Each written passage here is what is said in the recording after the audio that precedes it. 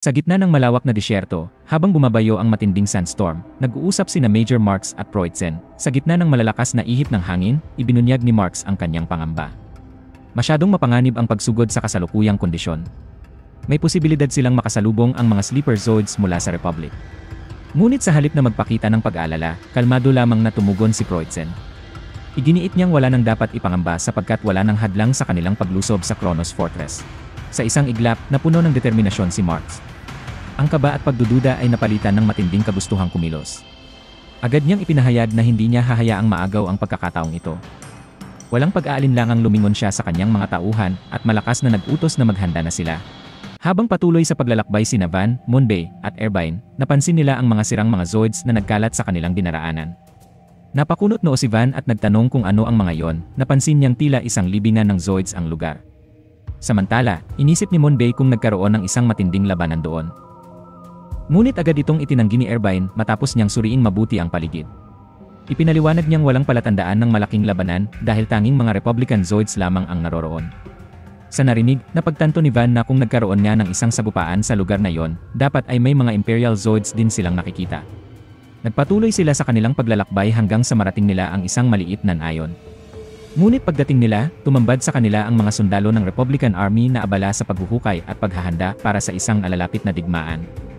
Napansin ng mga sundalo si Zeke at agad na nag-iba ang kanilang tingin sa grupo na puno ng paghihinala.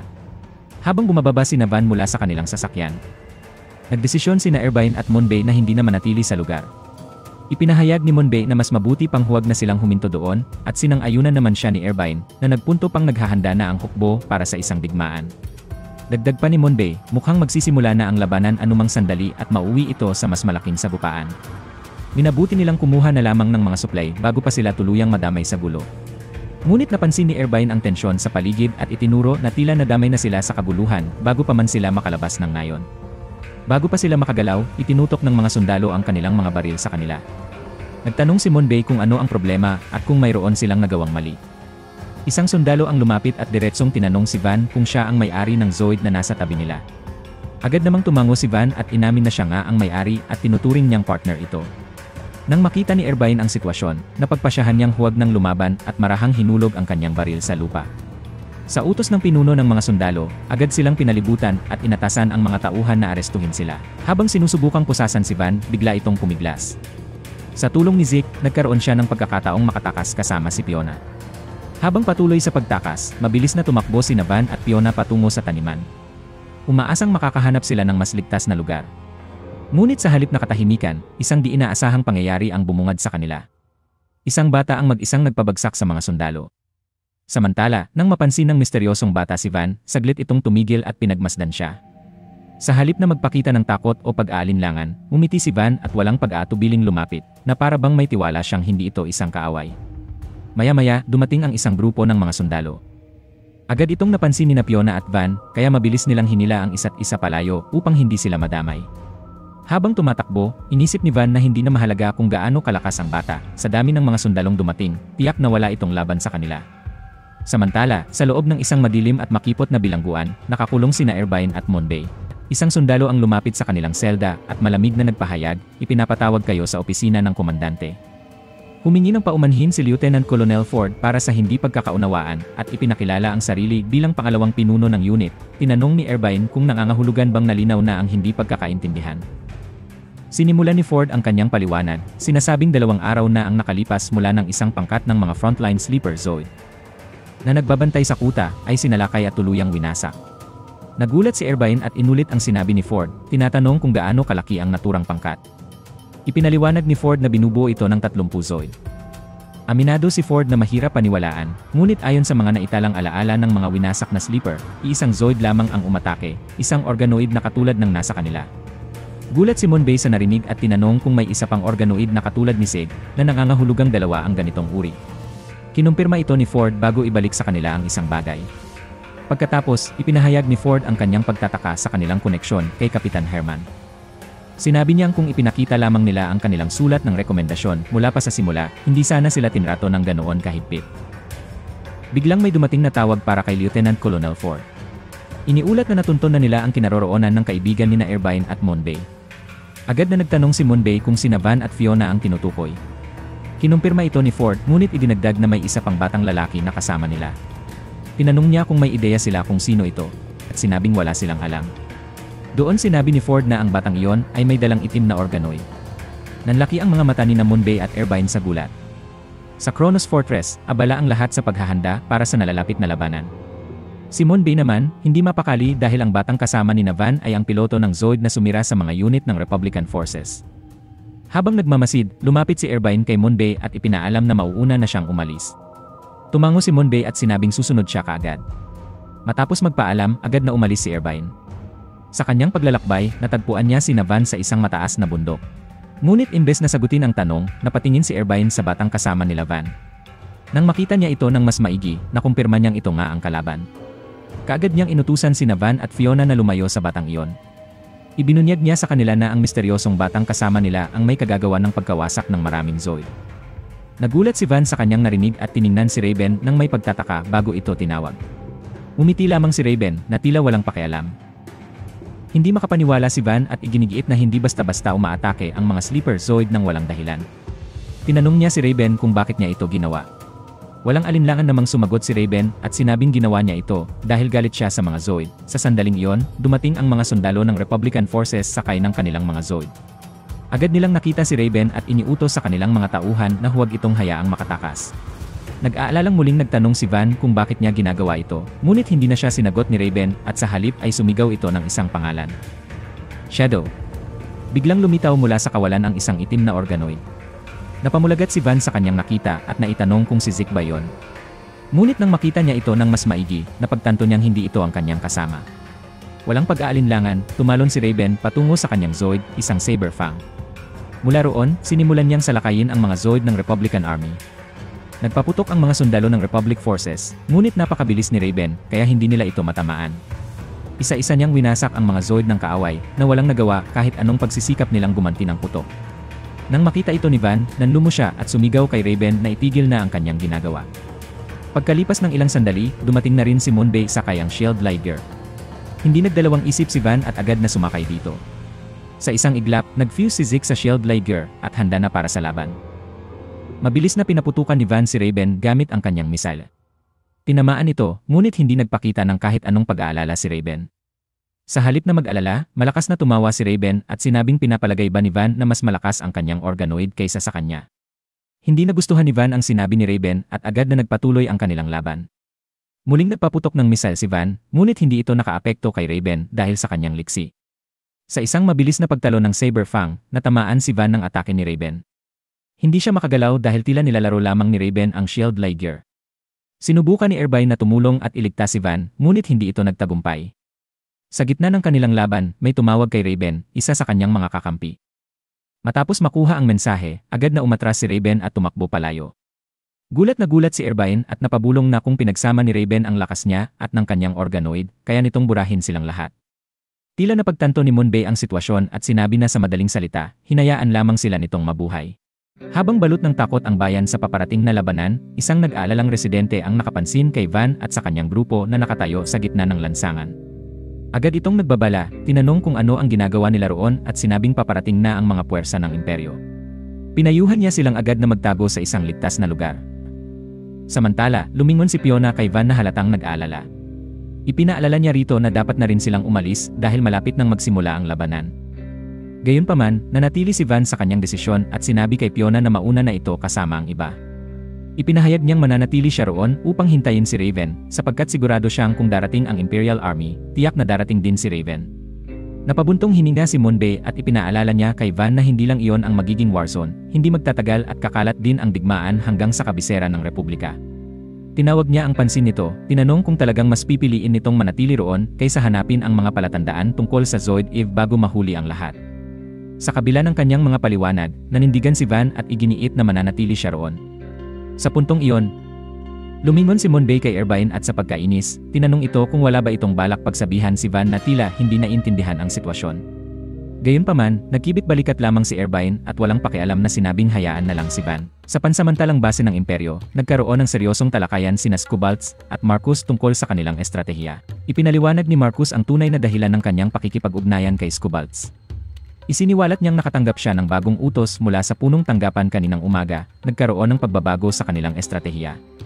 Sinabi niyang ang kanyang mga tropa lamang ang aatake sa Kronos Fortress, habang ang puwersa ni Skubalts ay mananatili sa reserba para sa ikalawang pagsalakay sa Mount Osa, ang huling kuta ng mga rebelde. Napakunot noo si Skubalts at malamig na tinanong si Marcus kung ano ang ibig sabihin nito. Diretsong sumagot si Marcus at tinanong kung kinikilala ni Skubalts ang utos. Matapos ang ilang sandali ng pag-iisip, muling nilinaw ni Skubalts ang kanilang papel sa misyon. Inulit na ang Fort Kronos ay sasakupin ng tropa ni Marcus ng mag-isa, habang ang kanya namang puwersa ay maghihintay para sa susunod na labanan. Sa kinaroroonan ni Irvine, tahimik niyang pinagmamasdan ang Kronos Fortress. Isang bundok na ginawang kuta ng Republic Army. Iniisip ang posibilidad na inihahanda na ng Kronos Fortress ang isang bagay na maaaring magbigay sa kanila ng kalamangan sa laban. Isang bahagyang ngiti ang sumilay sa kanyang labi bago siya tuluyang pumasok sa loob ng base. Ngunit pagpasok niya, agad na naglaho ang kanyang kumpiyansa at nagdilim ang kanyang mukha nang makita ang sitwasyon sa loob. Samantala, hindi kalayuan sa kanya, 2 sundalo ng Republika ang nag-uusap. Ipinahayag din ito ang paghanga kay Colonel Kroger, na tanging siya lamang ang may tapang na makaisip ng ganoong klaseng estratehiya. Gayunpaman, ipinunto ng kanyang kasamang sundalo na kahit gaano kahusay ang plano, hindi nito binabago ang katotohanang napapalibutan na sila. Habang palihim na pinakikinggan ni Irvine ang kanilang usapan, pinag-aaralan nito ang kanilang sitwasyon, iniisip niyang maaaring magamit ang impormasyong ito para sa kanyang sariling plano. Samantala, sa kinaroroonan ni Van sa gitna ng disyerto, si Van ay abala sa kanyang Zoid. Sinusuri niya ang mga kakayahan nito habang pinipindot ang iba't ibang kontrol sa loob. Napag-isip-isip niya na ang Shield Liger ay dinisenyo upang labanan ang Saberfang. Gayunpaman, ang pagkatalo niya kay Raven ay nangangahulugan na hindi pa niya nailalabas ang buong kakayahan ng kanyang Zoid. Makalipas ang ilang oras, bumalik si Irvine kina Van. Agad siyang tinanong ni Van kung naroon nga ba ang mga puwersa ng imperyo. Tumango naman si Irvine at sinabing walang duda tungkol doon. Dagdag pa niya, kung nais talagang labanan ni Van si Raven, kailangan niyang kumilos ng mabilis dahil sa sandaling atakihin ang kuta ay wala na silang oras. Pagkatapos nun, pinagmamasdan na nila Irvine, Moonbay, at Fiona si Van, tinitignan nilang tahimik itong pumasok sa loob ng kuta ng kaaway kung saan matatagpuan si Raven. Samantala, sa loob ng kuta ng imperyo, palihim na nagmamasid si Van habang nagtatago sa loob ng isang drum. Pilit niyang sinusuri ang paligid upang matunton ang kinaroroonan ni Raven. Sa ibang bahagi ng kuta, nag-uusap naman sina Skubalts at Raven. Ibinahagi ni Skubalts na narinig niyang sisiklab ang labanan sa pagsikat ng araw, ngunit tila may bumabagahbag sa kanya. Nagpatuloy si Skubalts at binanggit na tila bahagi ng plano ni Major Marks ang hayaan si Raven na kumilos ayon sa gusto nito. Sa halip na direktang sumagot, tinitigan siya ni Raven at nagtanong kung alam ba niya kung bakit hindi isinama ang kanyang hukbo sa pag-atake. Ipinaliwanag ni Raven na kung pinagsama ang kanilang mga tropa, maaaring mapilitan ang Republika na makipagkasundong magdeklara ng tigil putukan dahil sa matinding banta ng kanilang bilang at lakas. Pinagmasdan siya ni Skubalts at tinanong kung nasisiyahan ba siya sa digmaan. Sa malamig na tono, sagot ni Raven, hindi titigil ang digmaan hanggat umiiral pa ang Republika. Kaya't sisirain ko ito. Umiling si Skubalts at tinawag ang lohika ni Raven na masyadong mapanira. Ngunit, sa kabila nito, nanindigan si Raven na may katuturan ang kanyang pananaw. Biglang lumitaw si Van mula sa tabi ni Raven. Napansin ito ni Raven at agad siyang tumigil, bahagyang nagulat sa presensya ng binata. Dahil sa hamon ni Van, hinarap ito ni Raven. Sa sumunod na eksena, nagkaharap sina Van at Raven sa gitna ng malawak na disyerto. Matamang pinagmasdan ni Raven si Van bago sinabi na tila hindi ito natututo mula sa kanyang mga pagkatalo. Sa inis na tinig, malamig niyang sinabi na saan man siya mapunta, palaging may mga piloto na hindi marunong humawak ng Zoid ng maayos. Isang lantarang patama kay Van. Hindi na nag-aksaya pa ng oras si Van. Buo ang kumpiyansa niyang iniutos sa kanyang Zoid, halika na Zeke. Nag-fuse si Zeke sa Shield Liger at agad namang sumugod si Van. Gumawa ng sunod-sunod na atake si Van, ngunit mabilis itong naiwasan ni Raven nang walang kahirap-hirap. Kasabay ng laban nila Van, nagsimula na rin ang laban sa pagitan ng Imperial at Republic. Habang umaabante, nag-usap sina Marks at Skubalts tungkol sa kanilang plano. Nagpahayag ng pag-aalala si Skubalts, sinasabing hindi nila alam kung nasaan si Raven at baka madamay ito sa pag-atake. Ngunit hindi ito alintana ni Marks. Iginiit niyang hanggat maalis nila ang mga rebelde, hindi na mag-aalala si Lord Proitzen sa anumang mangyari kay Raven.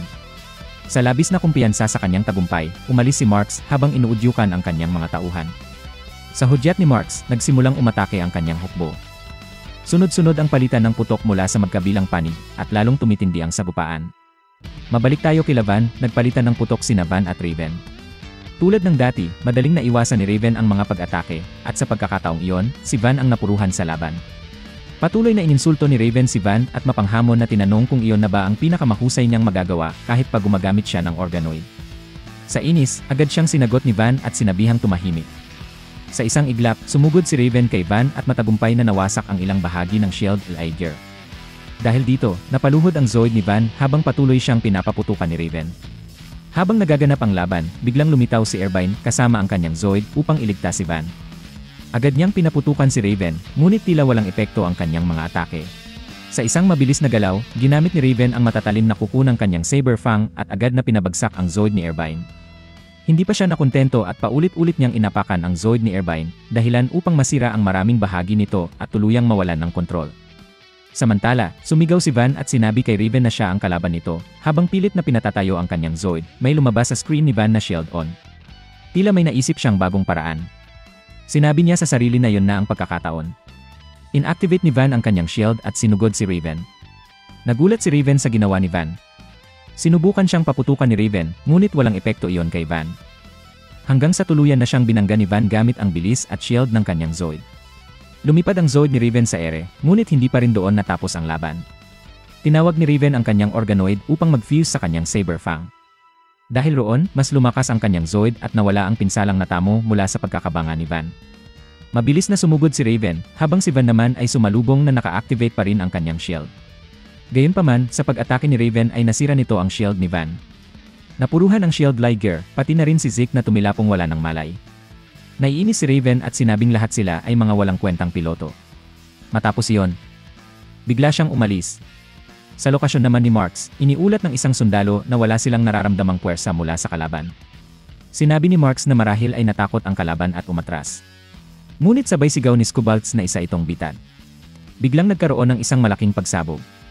Sumabog ang Fort Kronos at maraming nasawing Zoid mula sa panig ng Imperial Army.